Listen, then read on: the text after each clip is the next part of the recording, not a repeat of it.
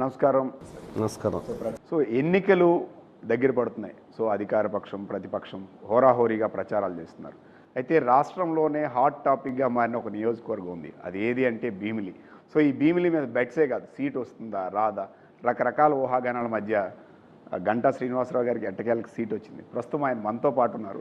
So ఆయన ఇక్కడే కాదు, 2 తెలుగు రాష్ట్రాల్లో కూడా గంటా శ్రీనివాసరావు గారు అంటే పొలిటికల్గానే కాదు, వ్యక్తిపరంగా కూడా ఒక హాట్ టాపిక్. ఇప్పుడు ఆయన మనతో పాటు ఉన్నారు.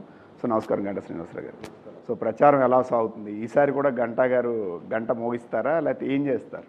చాలా బ్రహ్మాండంగా సాగుతుంది. ఇది నాకు 6వ ఎలక్షన్.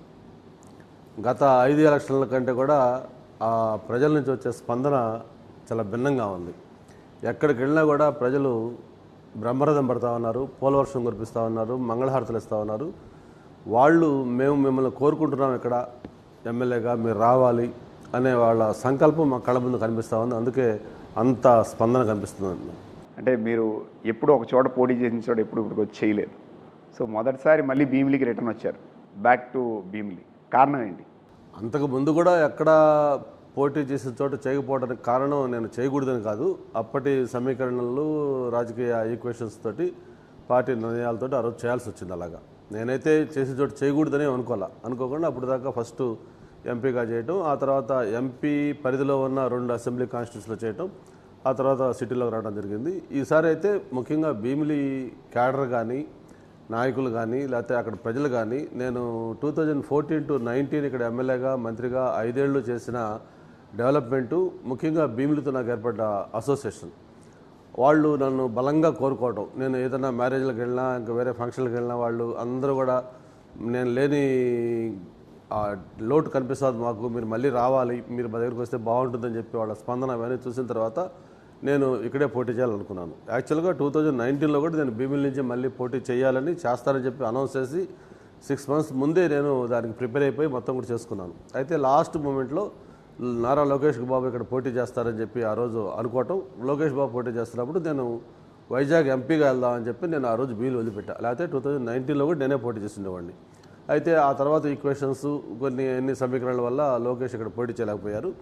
నేను అప్పటికే లోకేష్ గారు వస్తారు కదా అని చెప్పి నేను భీమిలికి కొంచెం డిటాచ్ అయ్యాను. ఆ గ్యాప్లో నేను వేరే చోటుకి వెళ్ళాల్సి వచ్చింది తప్ప, అయితే అదర్వైజ్ నేను 2019లో కూడా ఇక్కడే పోటీ చేసి ఉండేవాడిని. బట్ ఎనీహౌ మళ్ళీ 24లో మళ్ళీ కొత్త ఛార్జ్ తోటి ఈరోజు మళ్ళీ ఇక్కడికి రావడం జరిగింది. బ్రహ్మాండంగా దానికి స్పందన వస్తూ ఉంది. అనౌన్స్మెంట్లో ఏదో ఉంటే గంటా శ్రీనివాసరావు గారి సీట్ వస్తుందా రాదా, సో బయట బెట్టింగ్స్ కూడా ఉన్నాయి, ప్రతిపక్ష పార్టీలు కూడా ఎందుకు ఇవ్వలేదు, సో ఈ ఉత్కంఠ కారణం ఏంటి? లక్కీగా బై గాడ్స్ గ్రేస్ నేను 1999లో ఫస్ట్ అనకాపల్లి ఎంపీగా పోటీ చేసిన తర్వాత ఏ సంవత్సరం కూడా, ఏ ఎన్నికల్లో కూడా నాకు సీటు వస్తుందా రాదా అనే క్వశ్చన్ రైజ్ కాల. నేను కోరుకున్న ప్లేస్లో నాకు ఆ తెలుగుదేశం అధినాయకులు కానీ అందరూ నాకు ఆ సీట్లు ఇచ్చారు. అర్బన్ కావచ్చు, రూరల్ కావచ్చు, ఎంపీ కావచ్చు, ఎమ్మెల్యే కావచ్చు, నేను ఏది కోరుకున్నానో నా సీట్ నాకు ఇచ్చేవాళ్ళు. అంతేకాకుండా ఒక టైంలో నువ్వు సీట్ డిసైడ్ చేస్తే మిగతా సీట్లు వేరే వాళ్ళకి ఫైనలైజ్ చేయాలి కాబట్టి నువ్వు త్వరగా సీట్ డిసైడ్ చేయి అని కూడా చెప్పిన రోజులు నాకు తెలుసు. కాబట్టి నాకు సీటు వస్తుందో రాదనే ఇష్యూ ఎప్పుడు లేదు. కాకపోతే మొన్న జరిగింది ఏంటంటే, మొన్న ఈక్వేషన్స్లో నేను భీమిలి కావాలి, భీమిలి నుంచి పోటీ చేస్తాననే విషయం నేను అధిష్టానానికి తెలియజేశాను. బట్ పార్టీ అధిష్టానం ఏమనుకుందంటే, భీమిలి ఓకే, భీమిలి కంఫర్టబుల్గా ఉంది, నువ్వు నో డౌట్ డెఫినెట్గా నీకు మంచి సీటు, కానీ భీమిలి కంటే ఈరోజు పార్టీ అవసరాల దృష్ట్యా విజయనగరం జిల్లా చీపురుపల్లి పోటీ చేస్తే బాగుంటుంది, నాకు ఆ జిల్లాలో లీడర్షిప్ లేదు, పార్టీకి నీలాంటి లీడర్ అక్కడ అవసరం ఉంది, జిల్లా చాలా మంచి జిల్లా విజయనగరం జిల్లా, శ్రీకాకుళం, వైజాగ్ కంటే కూడా విజయనగరంలో పార్టీకి మంచి క్యాడర్ ఉంది, బట్ అక్కడ లీడర్షిప్ లేకుండా జిల్లా వీక్ అయిపోయింది, అక్కడ నువ్వు పోటీ చేస్తే నాకు జిల్లా లీడర్షిప్ వస్తుంది కాబట్టి చీపురుపల్లి పోటీ చేస్తే బాగుంటుంది, దాన్ని థింక్ చేయమని చెప్పని మా అధినాయకులు చంద్రబాబు నాయుడు గారు చెప్పారు. దాని మీద నేను అలాగైనా ఆలోచించి తప్పకుండా నేను క్యాడర్ తోటి మా వెల్విషర్స్తో మాట్లాడి చెప్తానని చెప్పి చెప్పడంతో దాని మీద కొంత డిలే అయింది. యాక్చువల్గా ఆయన ఫస్ట్ లిస్టులో నాకు చీపురుపల్లి అనౌన్స్ చేయడం కోసం పేరు కూడా డీటెయిల్స్ తీసుకొని మొత్తం అనౌన్స్ చేయాలని రెడీ అయిపోయారు. అయితే నేను కొంచెం ఆలోచించుకొని చెప్తానని చెప్పి అడగడంతో దాన్ని ఫస్ట్ లిస్టులో పెండింగ్ పెట్టారు. ఆ తర్వాత ఒక 4-5 సార్లు చంద్రబాబు గారిని కలవటం జరిగింది. నేను కలిసి ఆయన, లేదమ్మా నువ్వు సర్వేలు బాగున్నాయి, అన్నీ బ్రహ్మాండంగా, నీకు మంచి ఇది వస్తుంది ఫీడ్బ్యాక్, నీ పేరు అనౌన్స్ చేసి నేను రకరకాల సర్వేలు చేశాను, ఎక్సలెంట్గా ఉంది, 100% గెలుస్తావు, చేయండి అని చెప్పారు. అయితే నేను ఒకటే ఆలోచించాను, నేను 6th ఎలక్షన్స్, అంతేకాకుండా నాకు ఆ డిస్టెన్స్ ఒక 150 kilometers నేను ఉండే ప్లేస్ నుంచి ఇప్పుడు దాకా కూడా నేను 25 ఇయర్స్ మన డొమైన్ అంతా కూడా నేను చేసిన సర్వీసెస్ కానీ నాకున్న ఇవి కానీ అంతా వైజాగ్ జిల్లాలో ఉన్నాయి. పక్క జిల్లాకి వెళ్తున్నాను, డిస్టెన్స్ ఉంది, అందులో టైం కూడా షార్ట్ ఉంది.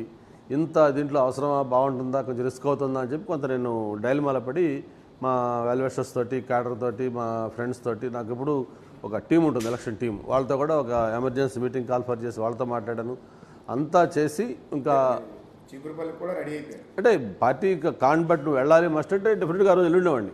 పార్టీ అయితే వెళ్ళమని అయితే నాకున్న డిఫికల్టీస్ చెప్పాను. నాకు బెటర్ అయితే భీమిలి, కాదు కంపల్సరీగా చిబురుపల్లి వెళ్ళాలంటే ఓకే అది మీ ఇష్టం అని చెప్పి ఫైనల్గా నేను సార్ని కలిసిన తర్వాత ఆ రోజు నేను మా సనెల్లా అందరూ కూడా కలిసి సార్కి చెప్పొచ్చాం, అన్న అల్టిమేట్ ఫైనల్ డిసిషన్ మీది.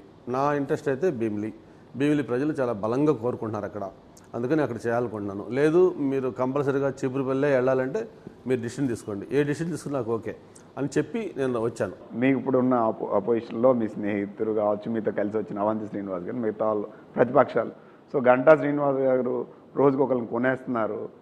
సో ఆయన పార్టీలోకి వచ్చిన తర్వాత ఒక్కొక్కరిని కొంటూ తీసుకొచ్చేస్తున్నారు. సో మీ పార్టీలో చేరికలు, రాష్ట్రంలోనే అత్యధిక చేరికలు మీ దగ్గరే ఉన్నాయి. సో ఇవన్నీ ఏంటంటే గంటా శ్రీనివాస్ గారు రాజకీయం వలన, అభిమానం వలన, లేకపోతే వాళ్ళకి తగ్గట్టు ఖర్చు చేయడం వలన? ఇప్పుడు అది నేను చెప్పేదానికంటే మీరు మీడియా తరఫున ఉన్నారు కాబట్టి ఒకసారి మీరు ఎంక్వైరీ చేయండి. ఇప్పుడు మన దగ్గరకు వస్తే కొన్నట్టు వేరే వాళ్ళ దగ్గరికి వెళ్తే వాళ్ళ ఏదో అభిమానంతో వచ్చినట్టు అనుకుంటే అది చాలా పొరపాటు. ఎందుకంటే ఈరోజు ఒక సర్పంచ్ కావచ్చు, ఒక ఎంపీపీ కావచ్చు, ఒక జడ్పీటీసీ కావచ్చు, లేకపోతే ఒక గ్రామ స్థాయిలో పట్టున నాయకుడు కావచ్చు, ఎవరైనా పార్టీ వీడి ఇంకో చోటకు వస్తున్నారంటే వాళ్ళకి భవిష్యత్తుకు భరోసా కావాలి. ముఖ్యంగా వాళ్ళకి మాకు ఈ పార్టీలోకి వెళ్తే ఫ్యూచర్ బాగుంటుందనే నమ్మకం ఉండాలి. అంతేకాకుండా ఈ లీడర్ దగ్గర మనం కంఫర్టబుల్గా సేల్ కావచ్చు అనే ఒక ఇది ఉంటప్పుడే వాళ్ళు రాగలుగుతారు. ఎందుకంటే ఏదో డబ్బులు తీసుకొని ఇంకోటి తీసుకుని వాళ్ళ కెరీర్ పాటు చేసుకుని మన దగ్గరికి ఎవరు రారు తాత్కాలికంగా డబ్బుల కోసం. కాబట్టి ఈరోజు ఖచ్చితంగా మన దగ్గరికి ఎంత పెద్ద ఎత్తున జనాలు చేరుతా ఉన్నారంటే వాళ్ళకి ఫస్ట్ నమ్మకం ఏంటంటే మనం ఎమ్మెల్యేగా మంచి కంఫర్టబుల్ మెజార్టీతో గెలవబోతా ఉన్నాం. రెండోది ఈయనతో మనకి ప్రయాణం సేఫ్గా ఉంటుంది, కంఫర్టబుల్గా ఉంటుంది. మూడోది రాష్ట్రంలో కూడా ఈరోజు కూటమి ప్రభుత్వం రాబోతూ ఉంది, మనందరి భవిష్యత్తు బాగుంటుంది అని ఈ కారణాల వల్ల ఈరోజు వలసలు పెద్ద ఎత్తున వస్తూ ఉన్నాయి.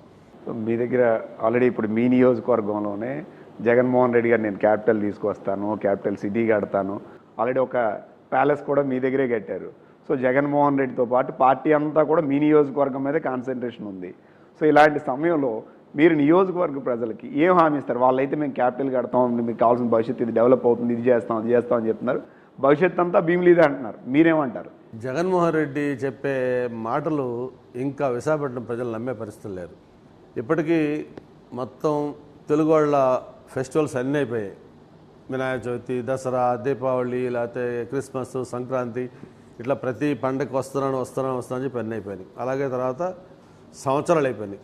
21 వస్తున్నాను, 22 వస్తున్నాను, 23 వస్తున్నాను, 24లో వస్తున్నాను, అన్నీ నెలలు అయిపోయాయి. అన్నీ ఇప్పటికీ మా ఎమ్మెల్యేలు చెప్పారు, మంత్రులు చెప్పారు, ఇన్ఛార్జీలు చెప్పారు, స్వయంగా సీఎం చెప్పారు.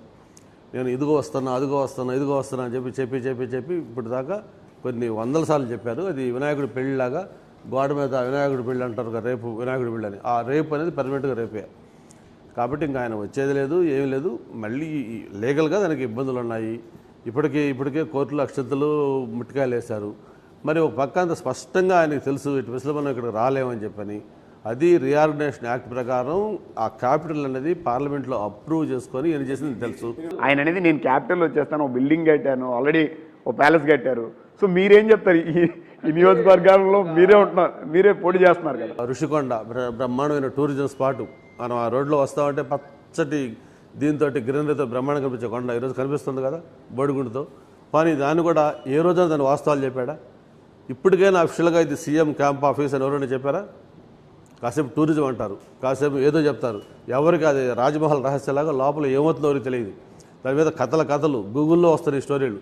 బయట అయితే అసలు లోపల కమౌట్ 25 lakhs అని, అప్పుడేదో సద్దాం హుస్సేన్, గాలి జనార్దన్ రెడ్డి గారి పేర్లు చెప్పినట్టుగా రకరకాల కథలు చెప్తా ఉన్నారు.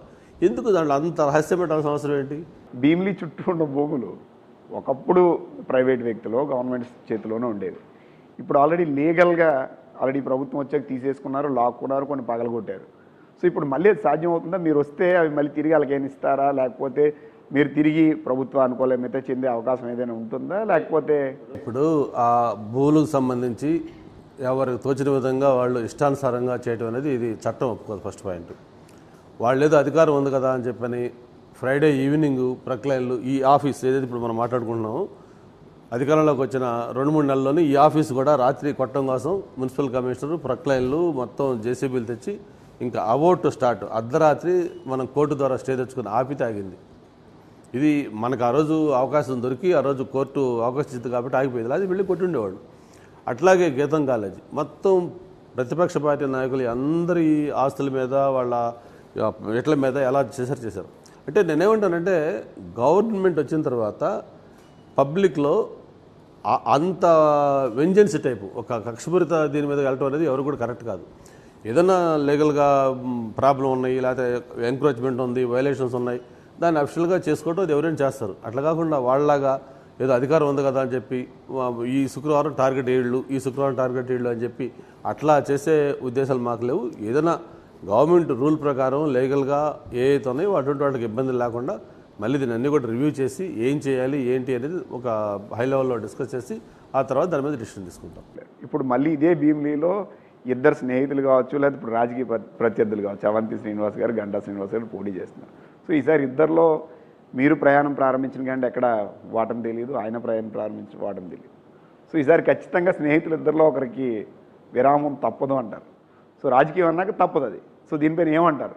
సో జనరల్గా బయట కూడా ఇదే నడుస్తుంది, ఎవరి వల్ల పోటీ చేస్తున్నారు ఎలాగా. ఇప్పుడు ఎవరికి వాళ్ళు పోటీ చేసే ప్రతి ఒక్కరు కూడా మేము గెలుస్తాం అనుకుంటారు. ఇప్పుడు ప్రధాన పార్టీ ప్రత్యర్థులే కాదు, ఈరోజు దాదాపు 13 మంది ఇండిపెండెంట్కి వేశారు. వాళ్ళతో మాట్లాడినా కూడా వాళ్ళు మేము గెలుస్తున్నాం అంటున్నారు. కాబట్టి ఎవరు గెలుస్తారు ఏంటనేది ప్రజలు నిర్ణయించాలి అల్టిమేట్గా. So they will decide who will win అనేది. మాకైతే నమ్మకం ఉంది, ప్రజల స్పందన చూసిన తర్వాత వాళ్ళు బలంగా కోరుకుంటున్నారు. డెఫినెట్గా వాళ్ళ సంకల్పం నెరవేరుతుంది అనుకుంటున్నాను నేను.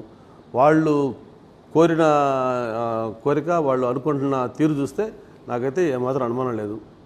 కాబట్టి అల్టిమేట్గా ప్రజలు అంతిమ న్యాయ నిర్ణేతలు వాళ్ళు నిర్ణయిస్తారు ఎవరు అవసరం భీమిలికి, ఎవరైతే బాగుంటుంది, ఎవరిని గెలిపించాలి ఏంటి అనేది దే విల్ డిసైడ్. సో ఈసారి గంటా గారు అంటే ఫైనల్గా గంటా గారు విశాఖపట్నం అంటే ఇక్కడ భీమిలికి ఒక్కదానికే పరిమితం కాదు. సో విశాఖ ప్రజలకు ప్రతి భీమిలి ప్రాంతానికో గంటా గారో లేకపోతే మీ కూటమి ఒకవేళ గెలిస్తే ఏం చేస్తాం, ఇది చేయగలం అంటే ఇప్పుడు వీళ్ళు వాళ్ళు క్యాపిటల్ చేస్తాం, మేము ఇక్కడికి వచ్చేస్తాం అని ఒక ముక్క చెప్పారు. సో ప్రభుత్వంతో మాట్లాడి కావచ్చు, మీ ఒపీనియన్లో ఏం చేస్తే బెటర్ అనే ఒక ఆలోచన ఉందా? అంటే యాక్చువల్గా క్యాపిటల్ అనేది it's a trash. Vizag capital చేస్తామన్నది వైసీపీ పార్టీ, అది ఒక ట్రాష్. వాళ్ళు అపోజిషన్లో ఉండగా Jaganmohan Reddy on the floor of the house Amaravati క్యాపిటల్ని వెల్కమ్ చేస్తూ 30,000 ఎకరాల ల్యాండ్ కావాలి, దీన్ని నేను మనస్ఫూర్తిగా స్వాగతిస్తున్నానని చెప్పిన మనిషి ఎలక్షన్లు అయిపోయి గవర్నమెంట్లోకి వచ్చిన తర్వాత యూటర్న్ తీసుకొని మళ్ళీ వైజాగ్ క్యాపిటల్ అన్నాడు. అసలు ఫస్ట్ 3 రాజధానులు అనేది అసలు it's a outdated and absurd decision. అది ఫస్ట్ అయిపోయింది. అదే అందుకు చెప్తున్నా. అటువంటిది తర్వాత ఆయన చెప్పిన తర్వాత నేను కూడా యాక్చువల్గా ఆ రోజు దాన్ని వెల్కమ్ చేశాను, వైజాగ్ క్యాపిటల్ అంటే. ఎందుకంటే బీయింగ్ వైజాగ్లో పెరిగిన వ్యక్తిగా, వైజాగ్ ద్వారా గుర్తింపు పొందిన వ్యక్తిగా వైజాగ్ రాజధాని వస్తే బాగుంటుంది కదని చెప్పి నేను ఆ స్వరాధ మూమెంట్ నేను వెల్కమ్ చేశాను. మా అందరం కలిసి జిల్లా నుంచి తీర్మానం చేసి పెట్టాం. పార్టీ కూడా దాన్ని ఓకే, లోకల్గా క్యాపిటల్ అన్నారు కాబట్టి వైజాగ్ వాళ్ళకి ఇబ్బంది ఉంటుందని చెప్పి అందరం కూడా ఓకే అంద రోజు అంతా అయిపోయింది. కానీ అది ఆచరణలో చూసిన తర్వాత వాళ్ళకి వైజాగ్ క్యాపిటల్ అనేది ఎవరు కూడా ఇక్కడ ప్రజలు దాన్ని కోరుకోవట్లా. ఎప్పుడు ఎందుకు కోరుకోవట్లేదంటే ముఖ్యంగా వైజాగ్ అనేది ఒక పీస్ఫుల్ సిటీ. వైజాగ్ ఒక ప్రశాంతకు మారిపోయారు. వైజాగ్ చాలా డొసైల్ పీపుల్. వాళ్ళు ఎప్పుడైతే మళ్ళీ ఈ కడప పాలిటిక్స్, పులివెందల ఫ్యాక్షన్స్ ఇవన్నీ ఇక్కడ తీసుకొస్తున్నారో, ఎప్పుడైతే అడ్డపంచలతోటి వచ్చి భూములు కబ్జాలు లేకపోతే భూములు ఆక్రమణలు ఏమి చేస్తూ మొదలుపెట్టారో ఆ రోజు వాళ్ళకి భయం పట్టుకుంది. అందుకే ఆ తర్వాత ఏదైతే ఎమ్మెల్సీ ఎలక్షన్ వచ్చినప్పుడు నేను చెప్పాను, ఇది మీకు రెఫరెండం కాబోతా ఉంది, వైజాగ్ క్యాపిటల్గా మీరు చెప్పిన తర్వాత జరుగుతున్న ఫస్ట్ ఎలక్షన్ మేధావులకు సంబంధించింది, గ్రాడ్యుయేట్ సెలక్షను అని చెప్పి మేము ఎలక్షన్కి వెళ్ళాం. ఆ గ్రాడ్యుయేట్ సెలక్షన్స్లో తుక్కుగా వాళ్ళు అన్ని రకాల అక్రమాలు చేశారు, దొంగోట్లు చేశారు, డబ్బులు పంచారు, రకరకాల ప్రయత్నాలు చేశారు. ఏం చేసినా కూడా షార్ట్ టైంలో కొత్త బెదిరి పెడితే బ్రహ్మాండమైన మెజార్టీతో మేము గెలిచాం.